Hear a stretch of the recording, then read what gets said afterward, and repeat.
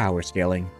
A phenomenon in media, typically in anime and manga spaces, where two or more characters are pitted against each other in a fight. Things can tend to get out of hand pretty quickly, with various terms for attack power and potency being thrown around, and the infamous "but can they beat Goku" meme being a well-known phenomenon. Franchises from all over get power scaled all the time, except for really one: Homestuck.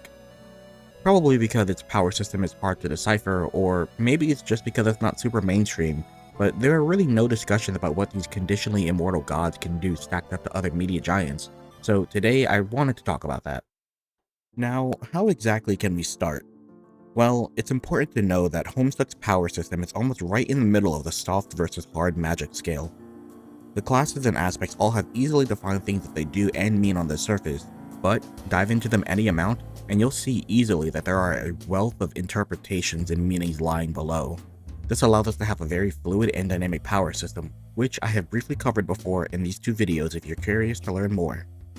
So, without further ado, our first combatant against Goku, let's take our titular boy Skylark, John Egbert.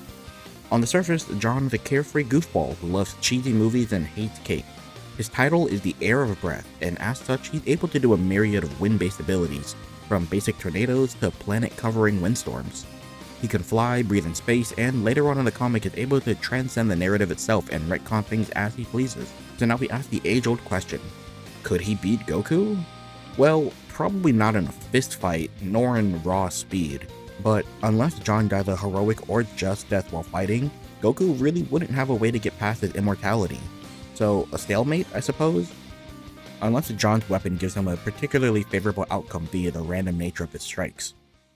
Next, let's look at a stronger opponent and one of the main villains, Betty Crocker.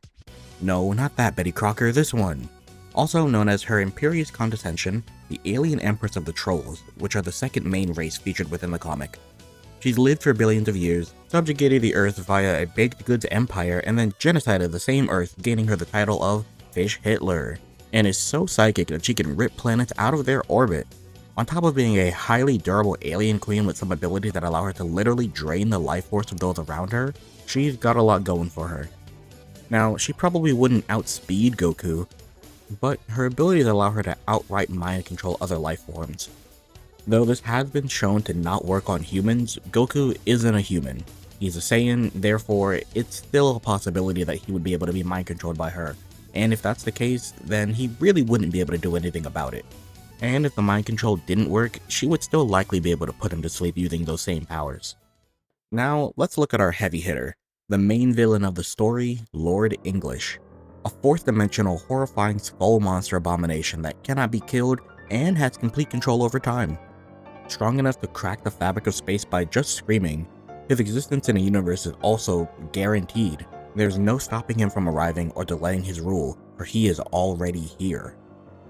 Frankly, I don't see how Goku or most anime protagonists in general could get around him other than true omnipotence. Now you may be wondering, if he's so strong, how did they defeat him in the comic? And the answer is simple. And this is massive spoiler warning for the end of Homestuck, but simply, they didn't. They trapped him in a strange and fourth wall breaking artifact that would be able to contain him for some amount of time while the main cast escaped into a new universe.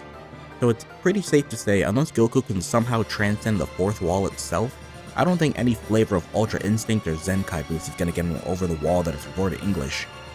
And while Lord English may be the strongest person in Homestuck proper, if we were to expand this conversation into the rest of Homestuck's cosmology and possibilities, he's not even the worst of what could come out of this series. But that's a topic for another video. If you liked the video, please feel free to let me know in the comments. Homestuck fans, let me know if you agree and what kind of topics you'd like to see from me next. That's all from me. I'll see you around in Paradox Space.